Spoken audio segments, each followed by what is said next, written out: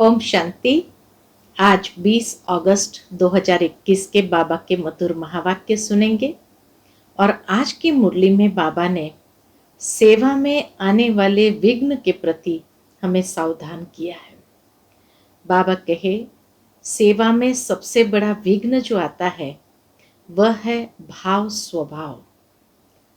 जब भाव स्वभाव आपस में एक दूसरे का मिलता नहीं तो नेचुरल है एक मत के बजाय द्वैत मत हो जाती है और उसके कारण क्रोध का भूत प्रवेश होता है।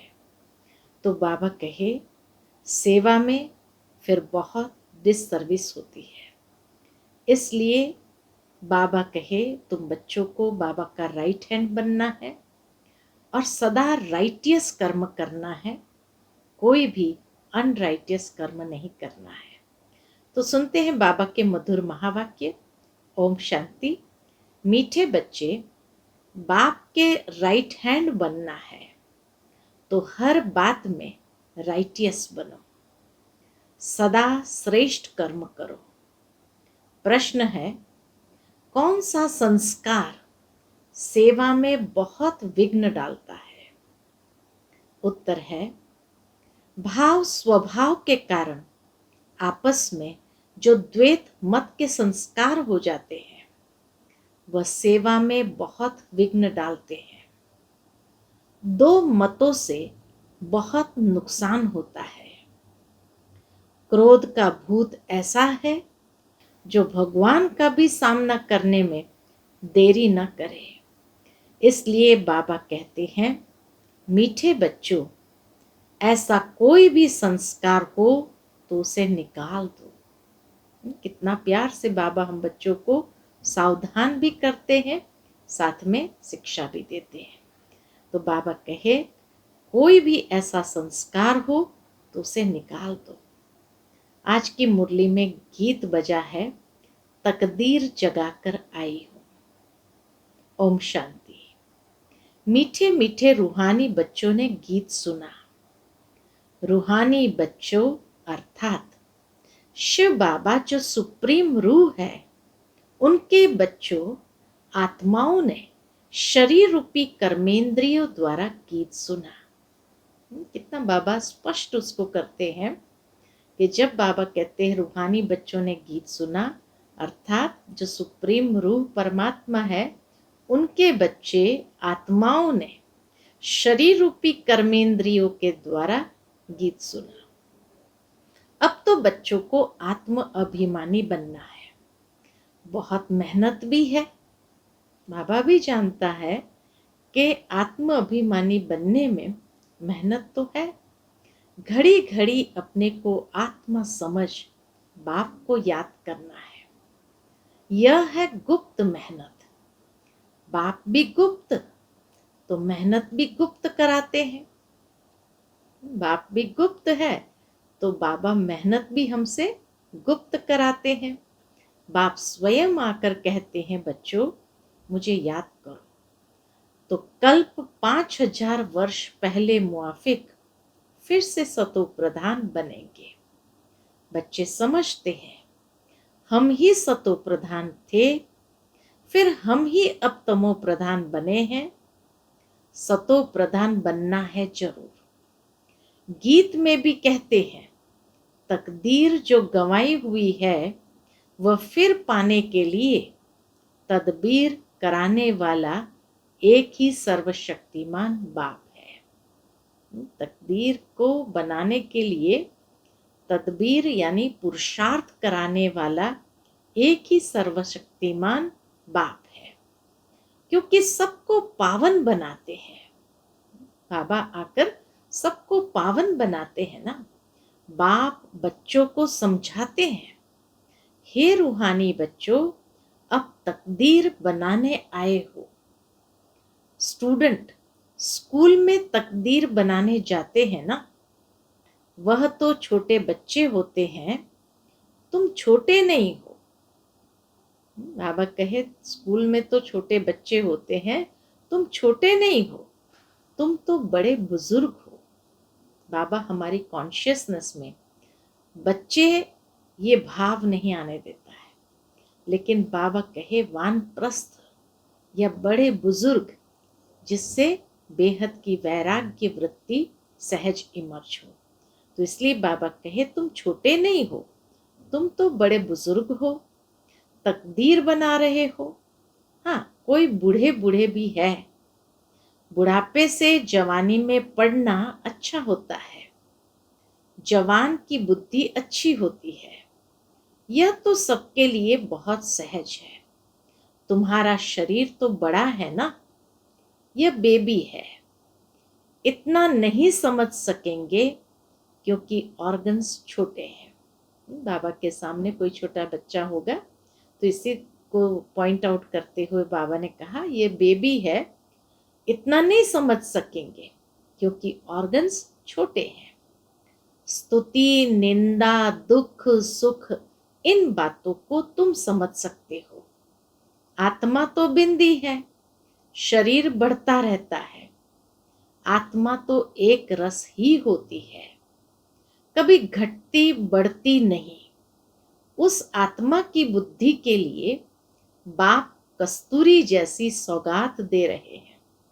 आत्मा की बुद्धि के लिए बाप कस्तूरी जैसी सौगात दे रहे हैं, क्योंकि अभी तो बुद्धि बिल्कुल तमो प्रधान बन गई है, सो अब स्वच्छ भी बन रही है। यह चित्र तुमको समझाने में बहुत काम में आते हैं। बाबा ने जो चित्र बनवाए हैं, बाबा कहे ये चित्र तुमको समझाने में बहुत काम में आते हैं। भक्ति मार्ग में देवताओं के आगे जाकर माथा झुकाते हैं, पूजा करते हैं। आगे तुम भी अंधश्रद्धा से जाते थे, शिव के मंदिर में जाते थे। तुमको ये थोड़ी पता था कि यह शिव बाबा है। बाबा से जरूर वर्षा मिला है, तब तो उनकी महिमा गाई जाती है। कोई अच्छा काम करके जाते हैं तो उनकी महिमा गाई जाती है। स्टैम्प बनानी चाहिए शिव बाबा की। बाबा आज डायरेक्शन दे रहे हैं, स्टैम्प बनानी चाहिए शिव बाबा की। शिव बाबा गीता सरमनाइजर, यह स्टैम्प सहज बन सकेगी। वह बाप सबको सुख देने वाला है। बाप कहते हैं मैं तुमको सुखधाम का मालिक बनाने वाला हूं। बुढ़िया भी यह तो समझती होगी कि हम आए हैं शिव बाबा के पास, जो विचित्र है, जिनको अपना चित्र नहीं है। जिसने इस चित्र यानी ब्रह्मा बाबा के तन में प्रवेश किया है, निराकार को विचित्र कहा जाता है। बुद्धि में रहता है, हम शिव बाबा के पास जाते हैं। जिसने यह टेम्पररी चित्र धारण किया है, पतितों को पावन बनाए मुक्ति जीवन मुक्ति देते हैं, अथवा शांति धाम सुखधाम का रहवासी बनाते हैं। मनुष्य शांति के लिए ही कोशिश करते हैं। भगवान मिले तो शांति मिले, शांति के लिए कोशिश करते हैं। क्या सोचते हैं? भगवान मिले तो शांति मिले। सुख के लिए पुरुषार्थ नहीं करते हैं, बस बाप के पास घर जाए, भगवान मिले। इस समय सब मुक्ति की चाहना रखने वाले हैं। जीवन मुक्ति लेने वाले सिर्फ तुम ब्राह्मण ही हो, बाकी सब मुक्ति की चाहना रखने वाले हैं। जीवन मुक्ति का रास्ता बताने वाला कोई है ही नहीं। सन्यासियों आदि के पास जाकर शांति मांगते हैं, कहेंगे मन की शांति कैसे मिले। जो भी रास्ता बताने वाले हैं वह है ही मुक्ति में जाने वाले। मोक्ष क्या होता है? बाबा पूछते हैं मोक्ष क्या होता है? वह भी बुद्धि में नहीं आता है। सोचते हैं बस मुक्ति मिल जाए, मोक्ष मिल जाए। तंग होकर कहते हैं मुक्ति में जाए तो अच्छा है। वास्तव में मुक्ति धाम है आत्माओं के रहने का स्थान। इतने सेंटर्स पर बच्चे हैं, सब जानते हैं कि हम नई दुनिया के लिए राज्य भाग्य लेते हैं। बाबा हमको नई दुनिया का राज्य देते हैं। कहाँ देंगे? नई दुनिया में देंगे व पुरानी दुनिया में देंगे।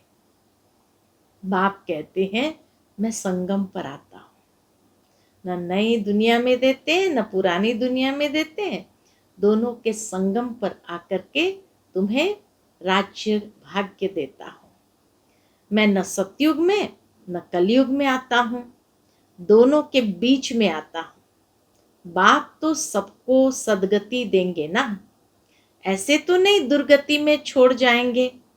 सदगति और दुर्गति इकट्ठी नहीं रह सकती। बाबा कहे सदगति और दुर्गति इकट्ठी नहीं रह सकते। बच्चे जानते हैं यह पुरानी दुनिया विनाश होनी है, इसलिए इनसे प्यार नहीं रखना है। बुद्धि कहती है बरोबर अभी हम संगम युग पर है, यह दुनिया बदलने वाली है। अब बाप आया हुआ है। बाप कहते हैं मैं कल्प कल्प संगम पर आता हूं। किस लिए आते हैं बाबा? तुमको दुख से छुड़ाए हरि के द्वार ले जाता हूं। कितना प्यार से बाबा कहते हैं तुमको दुख से छुड़ाए हरि के द्वार ले जाता हूं। यह ज्ञान की बात है। हरि द्वार कृष्ण का द्वार अर्थात कृष्णपुरी को कहा जाता है। अच्छा उनके पीछे बाबा कहे कृष्णपुरी के पीछे, अच्छा उनके पीछे फिर लक्ष्मण झूला लगा दिया है। पहले हरिद्वार आएगा, स्थूल दुनिया के अंदर हरिद्वार जब जाते हैं, हरिद्वार के बाद फिर आता है लक्ष्मण झूला। तो बाबा कहे पहले हरिद्वार आएगा, सतयुग को हरिद्वार कहा जाता है। फिर राम लक्ष्मण आदि दिखाते हैं। वह बात कोई है नहीं, वह तो बनाई हुई बात है। ऐसे कोई सचमुच वहां कोई राम लक्ष्मण ने बैठ के झूला नहीं झूला, लेकिन बाबा कहे बनाई हुई बात है। राम को कितने भाई दे दिए हैं? 4 भाई तो होते नहीं, 4-8 भाई तो यहां होते हैं। एक तरफ है ईश्वरीय संतान, दूसरी तरफ है आसुरी संतान। अभी तुम जानते हो शिव बाबा ब्रह्मा तन में आए हैं। शिव बाबा है, ब्रह्मा है दादा। शिव बाबा है, ब्रह्मा है दादा। प्रजापिता है, वह आत्माओं का पिता तो अनादि है। इस समय ब्राह्मणों को रचते हैं। ऐसे नहीं कि शिव बाबा शालिग्राम को रचते हैं, नहीं, शालिग्राम तो अविनाशी है, आत्माएं तो सब अविनाशी है। बाबा कहे उनको रचना नहीं पड़ता है। तो इसीलिए कहा ऐसे नहीं शिव बाबा शालिग्राम को रचते हैं, नहीं, शालिग्राम तो अविनाशी है ही है। सिर्फ बाप आकर पवित्र बनाते हैं, शालिग्रामों को पवित्र बनाते हैं। जब तक आत्मा पवित्र नहीं बनी है, तब तक शरीर कैसे पवित्र बन सकता?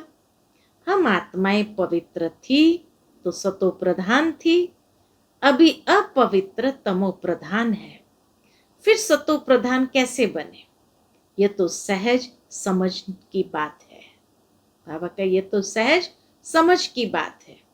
तुम इस समय खाद पड़ने से पतित तमो प्रधान हो गए हो, अब फिर सतो प्रधान बनना है। हिसाब किताब चुकतू कर सब शांति धाम व सुख धाम में आएंगे। आत्माएं निराकारी घर से कैसे आती है? उसकी यादगार भी क्रिश्चियन लोग झाड़ में बल्ब लगाकर मनाते हैं।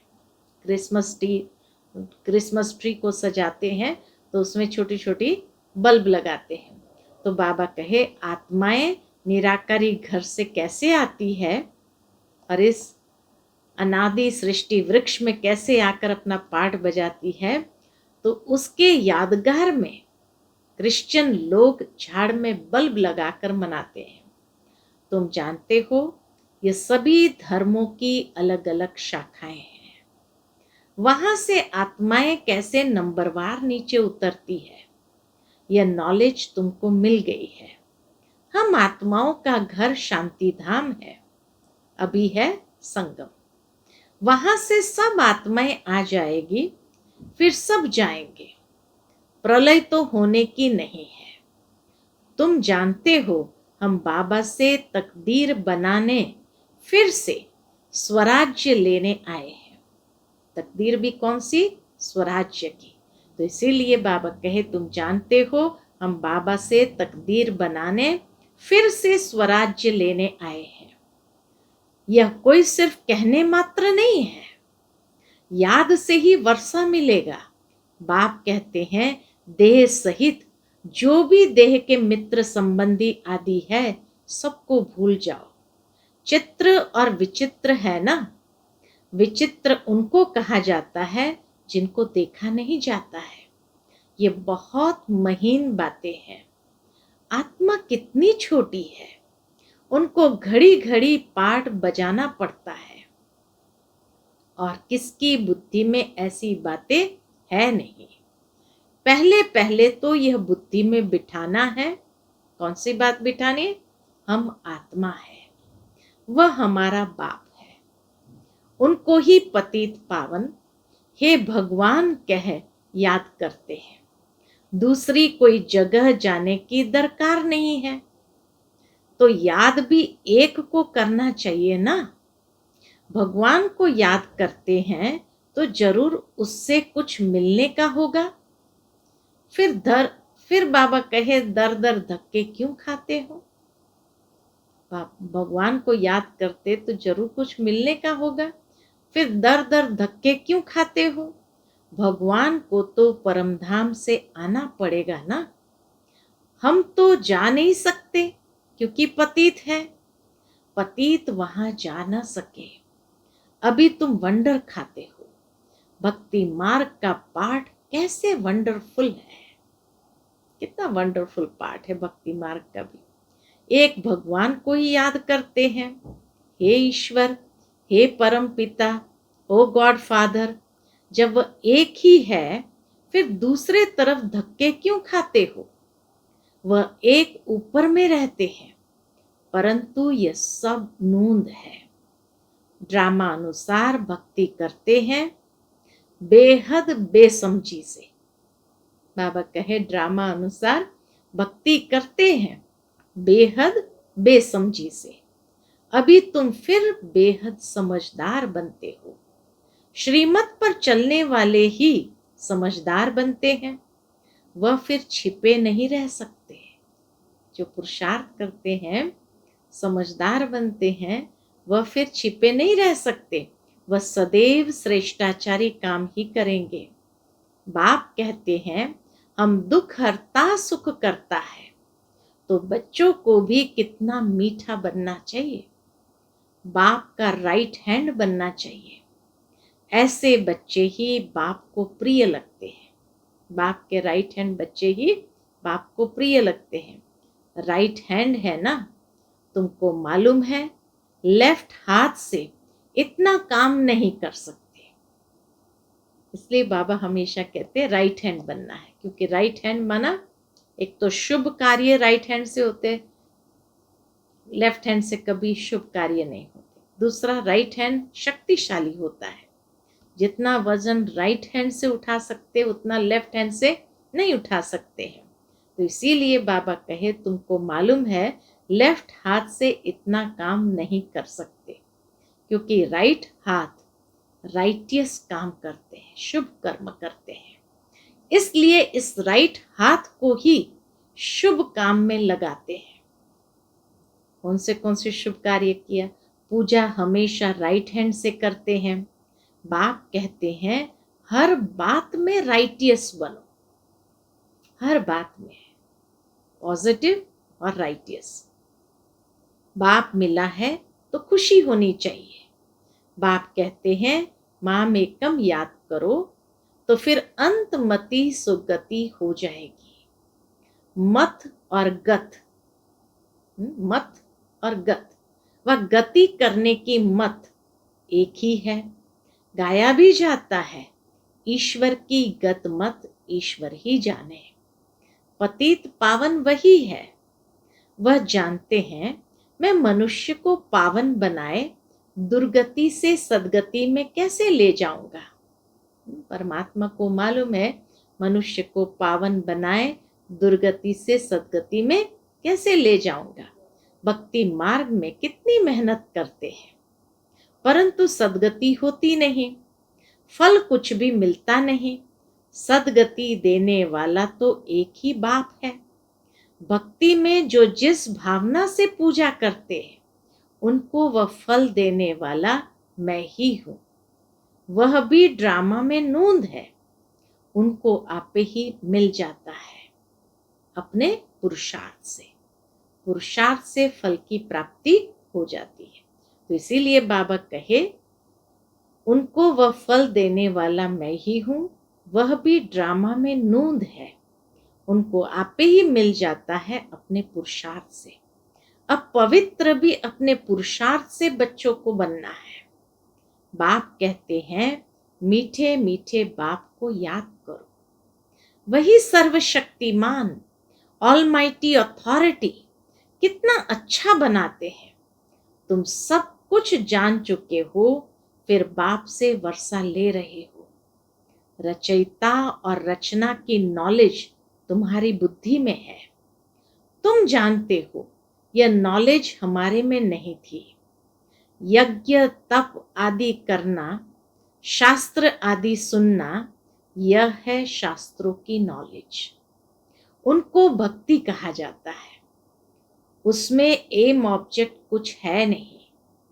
पढ़ाई में एम ऑब्जेक्ट रहती है, कोई न कोई प्रकार की नॉलेज होती है। हमको पतित से पावन बनने की नॉलेज पतित पावन बाप ने दी है। सृष्टि के आदि मध्य अंत की नॉलेज बाप ने दी है। यह सृष्टि चक्र कैसे फिरता है, इसमें सभी एक्टर्स पाठधारी है। यह अनादि नाटक बना हुआ है। यह बेहद की नॉलेज तो जरूर होनी चाहिए। बाबा कहे ये बेहद की नॉलेज तो जरूर बच्चों को होनी चाहिए। तुम बच्चे जानते हो अभी हम घोर अंधियारे से निकल घोर सोजरे में जा रहे हैं। तुम अभी देवता बन रहे हो। यह भी समझाना है कि आदि सनातन तो देवी देवता धर्म है, जिसे हिंदू धर्म कह दिया है। धीरे धीरे ये बात भी समझ जाएंगे। मनुष्य धीरे धीरे ये बात भी समझ जाएंगे। बच्चों को खड़ा होना चाहिए, अर्थात बहादुर बनना चाहिए। इसमें तो ढेर बच्चे चाहिए। दिल्ली में कॉन्फ्रेंस करनी पड़े। परिस्तान भी दिल्ली को कहा जाता है। यही जमुना का कंठा था, दिल्ली कैपिटल है। बहुतों के हाथ आई है। देवताओं की कैपिटल भी यही थी। बाबा कहे ये कैपिटल बहुतों के हाथ में आई, देवताओं की कैपिटल भी यह थी। दिल्ली में बहुत बड़ी कॉन्फ्रेंस होनी चाहिए, परंतु माया ऐसी है जो करने नहीं देती, विघ्न बहुत डालती है। आजकल क्या क्या विघ्न पड़ते हैं सेवा में। आजकल भाव स्वभाव भी बहुत हो गए हैं ना। बच्चों को आपस में मिलकर सर्विस में लगना है। वे लोग भी आपस में नहीं मिलते हैं तो राजा ही उड़ जाती है। दुनिया में लोग भी अगर आपस में नहीं मिलते हैं तो बाबा कहे राजा ही उड़ जाती है। दो पार्टी हो जाती है तो प्रेसिडेंट को भी उड़ा देते हैं। द्वैत मत बड़ा नुकसान करती है। फिर भगवान का भी सामना करने में देरी नहीं करते। फिर भगवान का भी सामना करने में बाबा कहे देरी नहीं करते। नुकसान भी बहुत पाते हैं। क्रोध का भूत आ जाता है तो फिर बात मत पूछो। इसलिए बाबा कहते हैं गुड़ जाने गुड़ की गोथरी जाने। आगे क्या क्या होता है, गुड़ जाने गुड़ की गोथरी जाने। बाप बच्चों को सृष्टि के आदि मध्य अंत का नॉलेज सुना रहे हैं। अब कोई धारणा करे व न करे, वह है पुरुषार्थ पर मदार। ऐसे नहीं कोई पर बाबा आशीर्वाद व कृपा करेंगे। इसमें कृपा आदि मांगने की बात नहीं। प्रेरणा से अगर योग और ज्ञान सिखलाना होता फिर तो बाप कहते मैं इस गंदी दुनिया में आता क्यों। प्रेरणा आशीर्वाद ये सब भक्ति मार्ग के अक्षर है। इसमें पुरुषार्थ करना होता है। बाबा आकर पुरुषार्थ कराते हैं। प्रेरणा की बात नहीं, तुमको 3 इंजन मिली है इकट्ठी। वहां तो बाप अलग, टीचर अलग मिलता है, गुरु पिछाड़ी में मिलता है।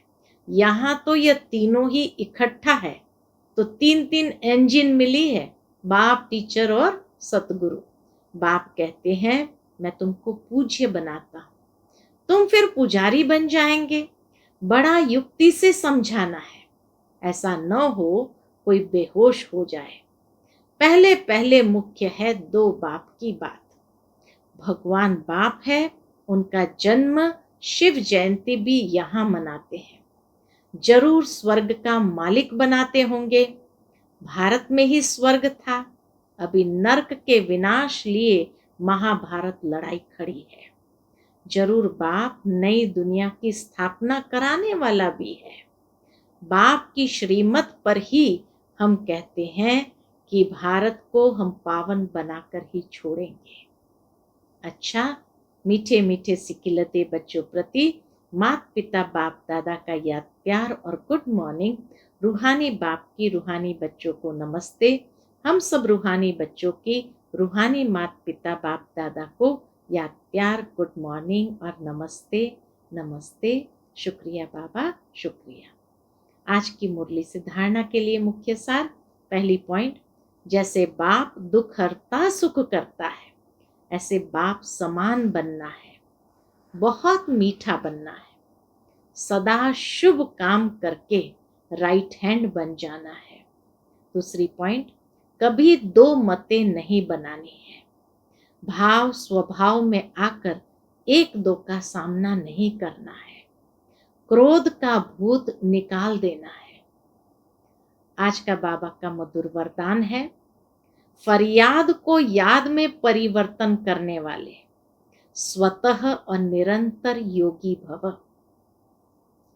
फरियाद को याद में परिवर्तन करने वाले स्वतः और निरंतर योगी भव। संगम युग की विशेषता है, अभी अभी पुरुषार्थ, अभी अभी प्रत्यक्ष फल, अभी स्मृति स्वरूप, अभी प्राप्ति का अनुभव। भविष्य की गारंटी तो है ही, लेकिन भविष्य से श्रेष्ठ भाग्य अभी का है। इस भाग्य के नशे में रहो तो स्वतः याद रहेगी। जहां याद है वहां फरियाद नहीं। क्या करे, कैसे करे, यह होता नहीं है, थोड़ी मदद दे दो, यह है फरियाद। तो फरियाद को छोड़कर स्वतः योगी, निरंतर योगी बनो। आज का स्लोगन है, जो स्वयं को मेहमान समझकर चलते हैं वही महान स्थिति का अनुभव करते हैं।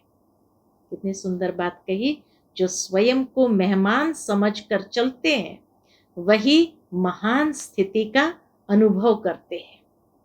अच्छा, ओम शांति।